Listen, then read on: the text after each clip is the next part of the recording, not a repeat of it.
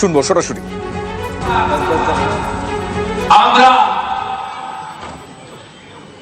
তার সফলতার চূড়ান্ত জায়গায় যাব। আপনারা দেখতে থাকুন ডবল ইঞ্জিন কাকে বলে। গতকাল রেলমন্ত্রীর সঙ্গে সারা দিনের মিটিং আমাদের। 102টা অমৃত ভারত স্টেশন, 400 এফওবি আন্ডারপাস, আরবি নতুন 61টা রেলের প্রজেক্ট, চিংড়ি ঘাটার সমস্যা 17 মাসের সমস্যা 17 দিনে মিটিয়ে দেওয়া এবং মেট্রো জোকা থেকে এয়ারপোর্ট কানেকশন কমপ্লিট করা। আরো 60টা নতুন মেট্রো ট্রেন চালানোর কথা কাল বলে গেছেন আমাদের রেলমন্ত্রী। রেল কেন্দ্রিক শিল্প কারখানা ওয়ার্কশপ গুলোর পরিবর্তন করা, আরো রেলের ক্ষেত্রে বিনিয়োগ আনা। আমাদের শিপিং মিনিস্ট্রি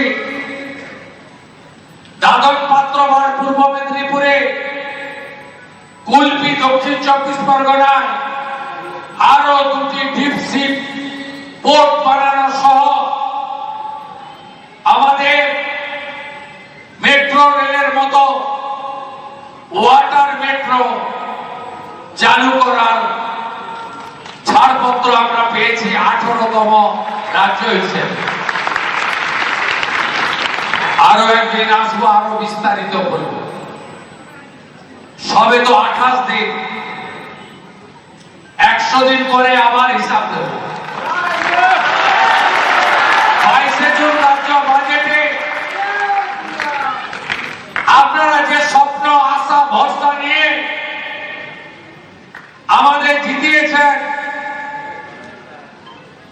তা পূরণ করার প্রাথমিক ইচ্ছা ধাপ লক্ষ্যমাত্রা আপনারা দেখতে পাবেন।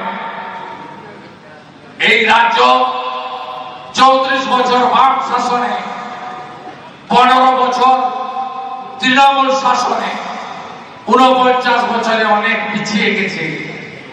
এই রাজ্যকে নতুন করে গড়ে তুলতে হবে। এই নবনির্মাণের যজ্ঞে আপনাদের সকলে সহযোগিতা প্রার্থনা করব রাজ্যের মুখ্যমন্ত্রী হিসেবে। যুগান্তকারী সিদ্ধান্ত নিয়েছে আপনাদের মন্ত্রিসভা। 1947 4 এপ্রিল থেকে 6 এপ্রিল বাবাধাম তারকেশ্বরে হিন্দু মহাসম্মেলন ডক্টর শ্যামাপ্রসাদ মুখার্জির নেতৃত্বে গোটা ভারতের হিন্দু মহাসম্মেলনের প্রতিনিধিরা এসেছিলেন। সেই সম্মেলনের শেষ দিন 6 April 1947 doctor Shyamaprasad Mukherjee resolution করেছিলেন, বাঙালি হিন্দুর হোমল্যান্ড পশ্চিমবঙ্গ, আমরা ভারতে থাকবো, পাকিস্তানে যাব না।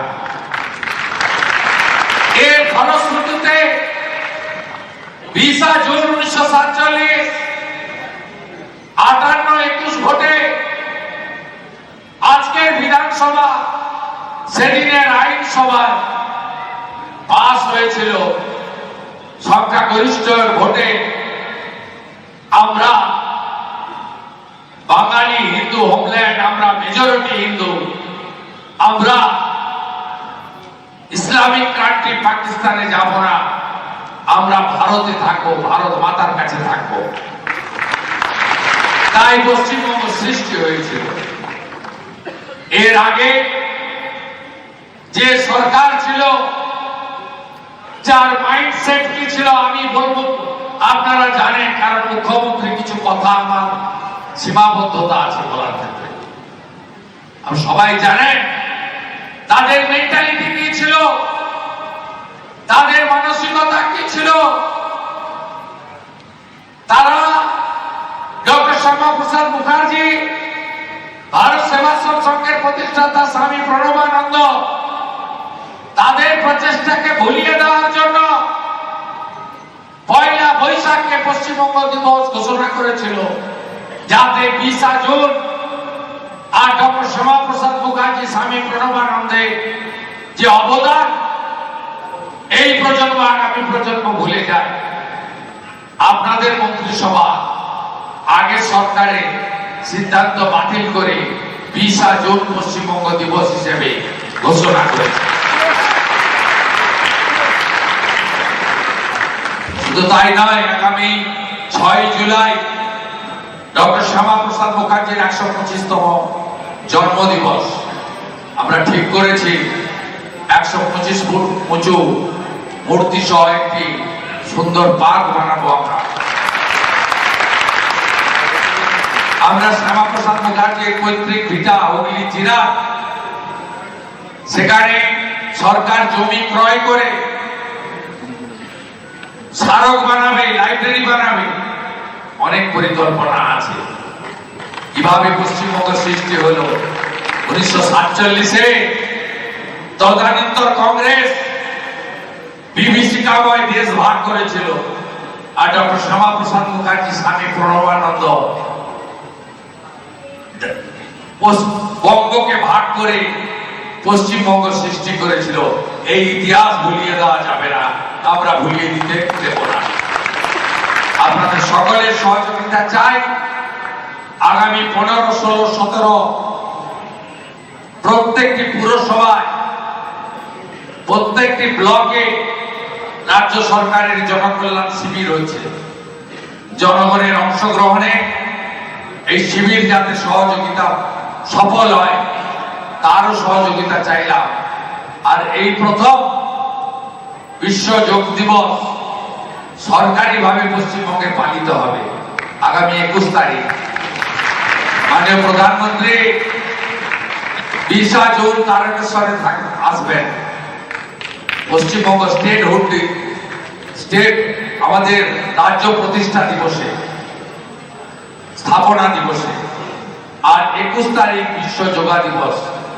কলকাতাতে মূল কর্মসূচিতে প্রধানমন্ত্রী থাকবেন। আপনারাও আপনাদের সমস্ত এলাকায় আয়ুষ দপ্তরের প্রোটোকল মেনে যোগের জন্য গুরুত্ব দিয়ে আপনারা ব্যবস্থা নেবেন। আপনাদের বিধায়ক নেতা নয়, সেবক হিসেবে কাজ করবে। আপনাদের দায়িত্ব বাড়িতে বাড়িতে নিবিড় জনসংযোগ তৈরি করুন। ওই পার্টিটা উঠে গেছে,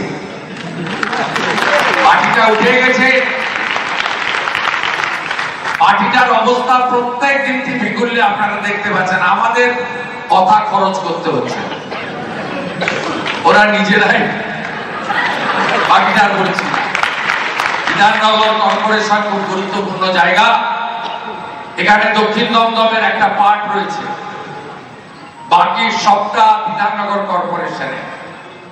রাজারহাট, নিউ টাউন সব কিছু গ্রাম পঞ্চায়েত আছে, বাকিটা বিধাননগর কর্পোরেশনে। আর বিধাননগর যেটা ডাক্তারবাবু বিধানসভা, পুরোটাই বিএমসি অন্তর্ভুক্ত। ইতিমধ্যে ওখানে আমাদের এডিএম প্রশাসক হিসেবে বসেছেন। আমার সতীর্থদের বলবো, প্রশাসক হচ্ছে শর্ট ক্যাব অ্যারেঞ্জমেন্ট, একটা সাময়িক অ্যারেঞ্জমেন্ট। আমাদের গণতন্ত্রের নির্বাচিত প্রতিনিধিরাই তারা উন্নয়নের চালিকা শক্তি। আমি যেহেতু আজকে দলের প্রোগ্রাম, আপনাদের কাছে অনুরোধ করব, শুধু ডাক্তারবাবু, তরুণজ্যোতি বা পীযূষ ভাইকে জিতিয়ে দিয়ে কাজ শেষ করলে হবে না।